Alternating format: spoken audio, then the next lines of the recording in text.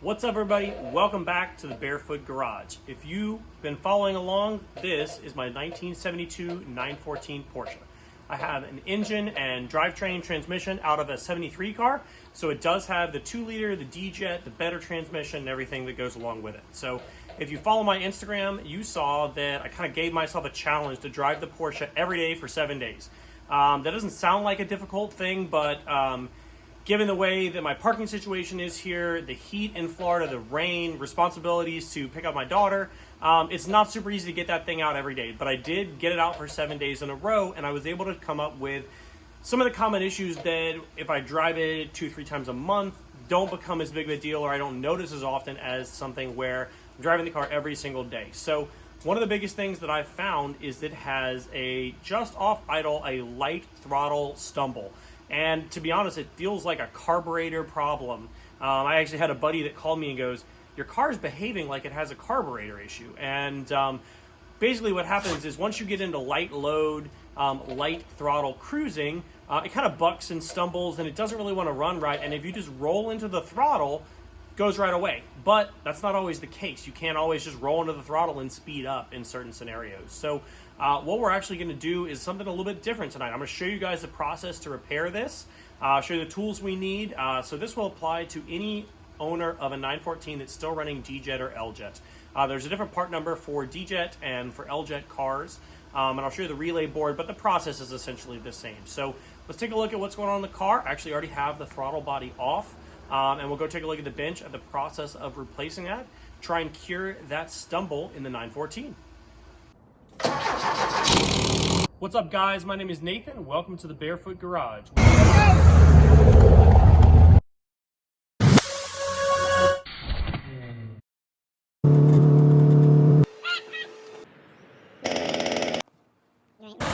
Stay in it! Go, go, go, go, go!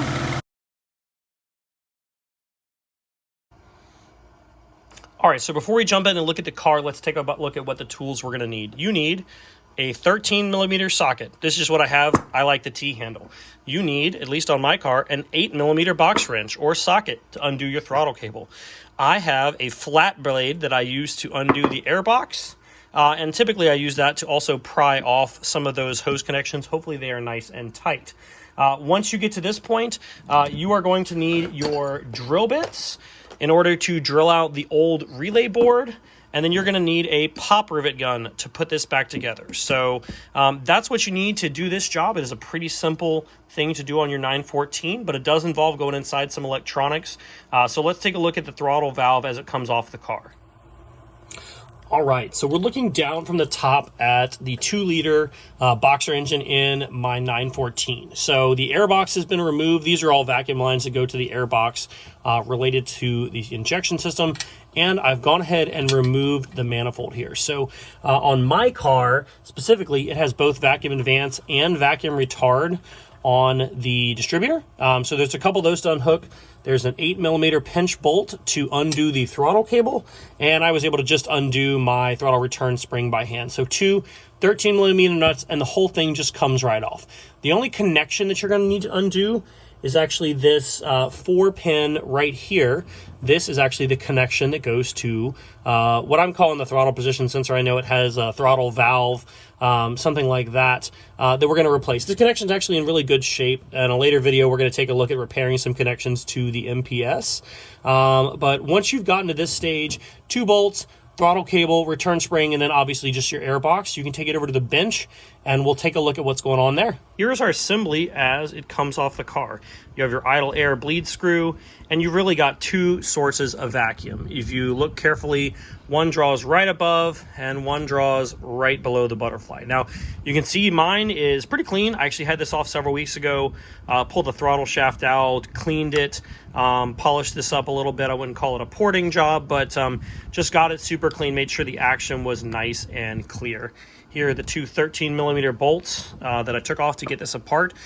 So the first step that you want to do is go ahead and remove the throttle valve switch, or the TPS, whatever you want to call it, from the body here. And so there's just these two little screws. Keep a hold of those.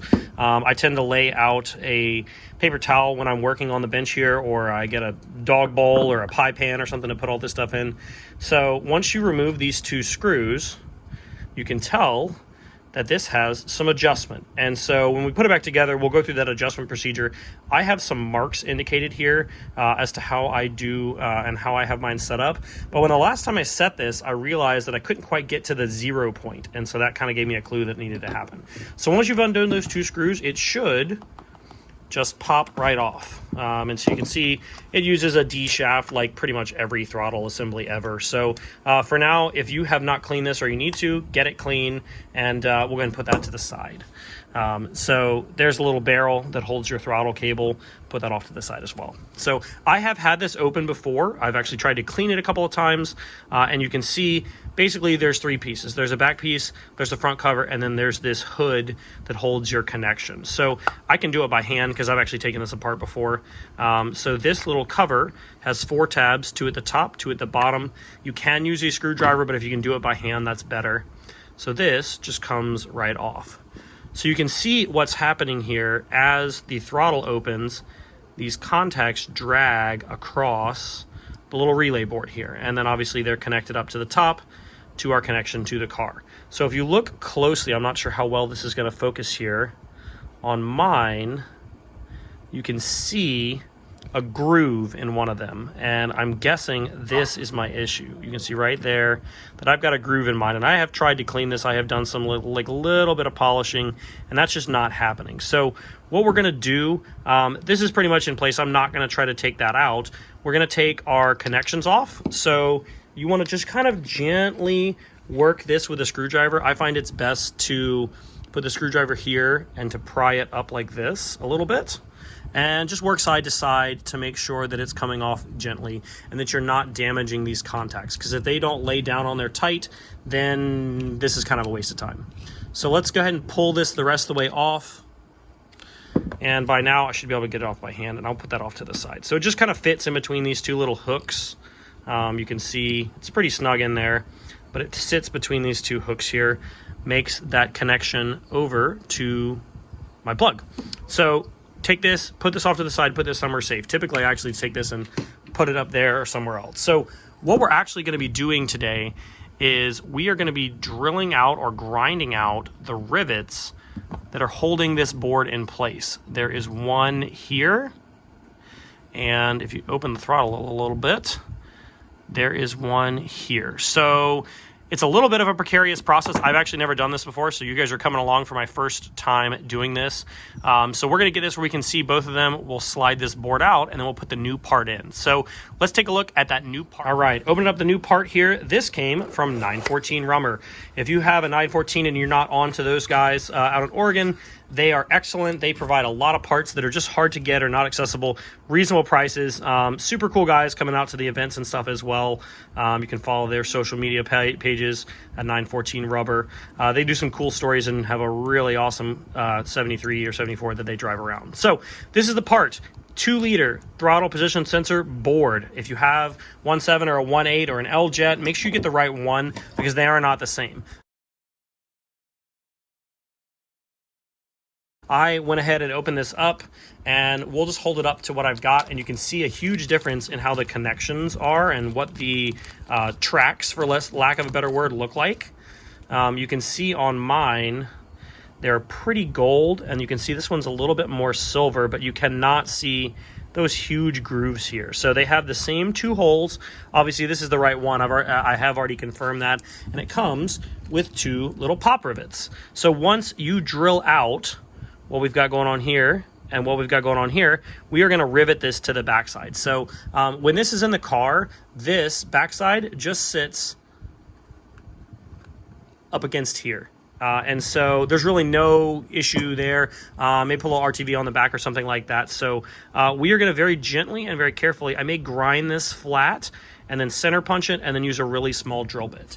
They do make a note in the instructions that you should not go above 3/32 in the drill bit. So I hope I have something that's small, but we're just going to go really slow until we get these out, and then I am hopeful that my rivet gun has the right jaws to rivet something this small. So we're going to cut to the time lapse, and we're going to get this board off, and once it's off, we'll take a look a little bit closer at some of the issues it's having.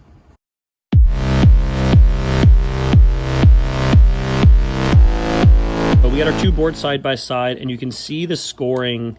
It's pretty deep in both of these channels. Now, I am not enough of a D-Jet expert to tell you which pathway controls what, and this one is clean as it can be. So what we're going to do is we're going to come over and we're going to clean up the extra bits of those rivets, make sure that they are drilled out to 3/32, the rivet size, and then we are going to make sure that we slide it in under these fingers, and we'll rivet it back in place.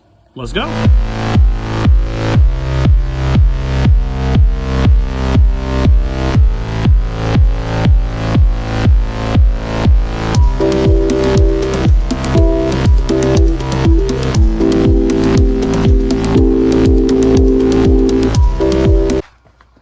So what I'm dealing with here is an issue with one of the, I guess we can call them rivets.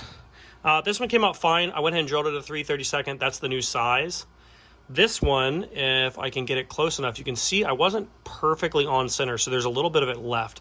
So what I'm going to try to do is use some side cutters and see if I can get that flush.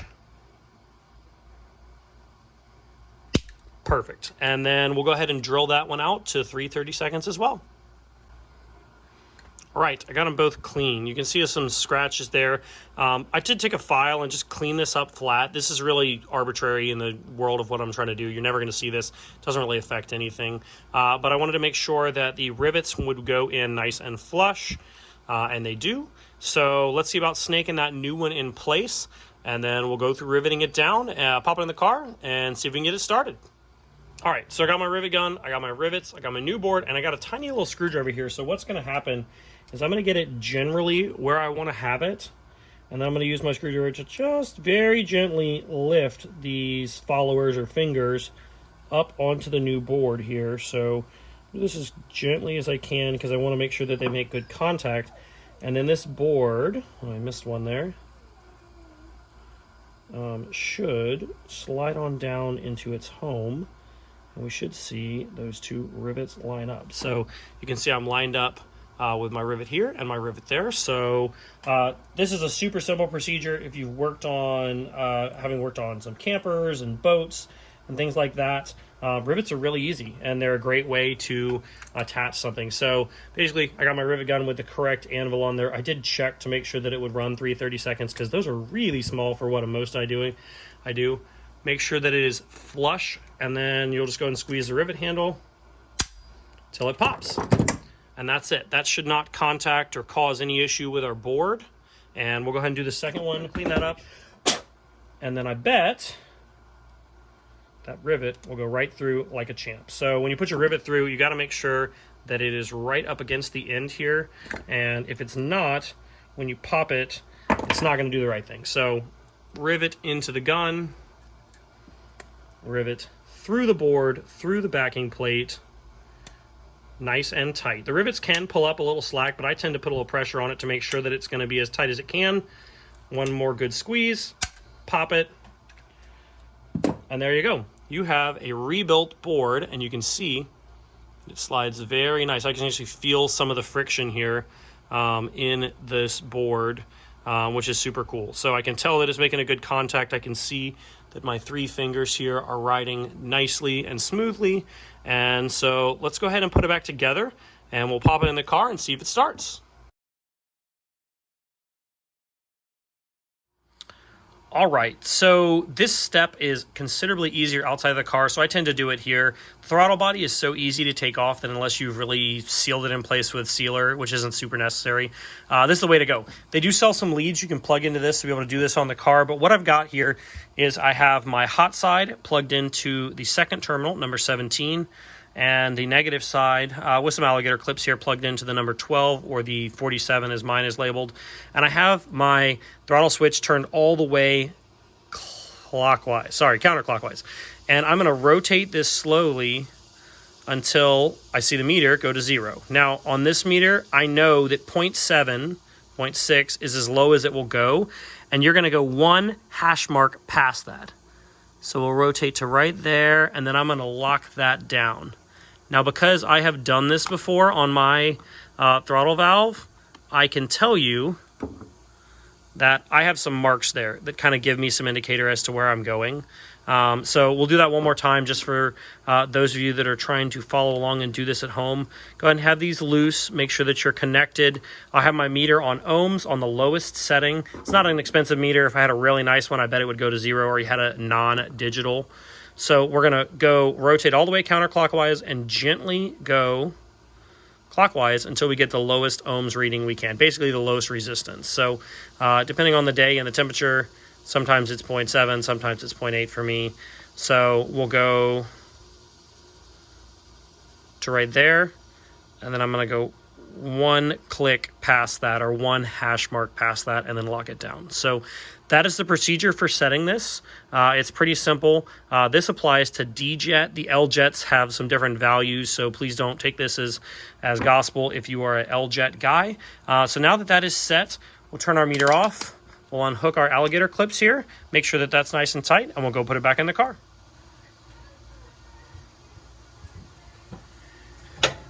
All right, so it's kind of hard to show you guys in this engine compartment because it's mid-engine here. So two 13 millimeters to hold it in place. The connection for the throttle valve here. My 2 vacuum connections, there's one on this side and one on this side. Make sure that's nice and tight. Go ahead and hook up your throttle return spring first, so that keeps the throttle valve all the way closed, and then slide your throttle cable through and make sure that that pinch bolt is tight.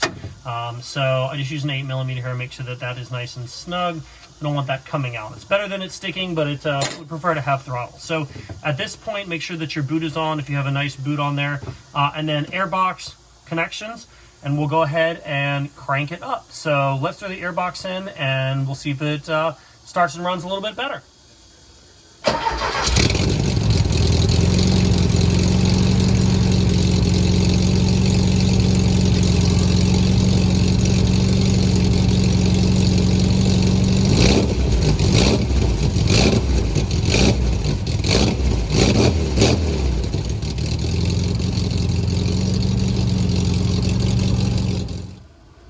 All right, guys, so that is the board replacement on a 2-liter D-Jet for your 914. So don't forget to check out 914 Rubber. That is where the parts came from, the information, the instructions. Pretty straightforward job, but you do have to get inside those electronics. So if that worries you, I'm sure there's folks out there that'll do it, or service that you could send it off to. So not something too hard to tackle, and to be honest, it idled better than it ever has. So before we take the car out for a test drive, I do have a couple other quick things to take care of. So I hope this video is helpful for you guys. Send me a question. Let me know if I did something wrong that I catastrophically need to fix before the next time. So get those 914s back out on the road. Don't forget to follow Barefoot Garage here on YouTube and over on Instagram, Barefoot Garage Jacks. See ya.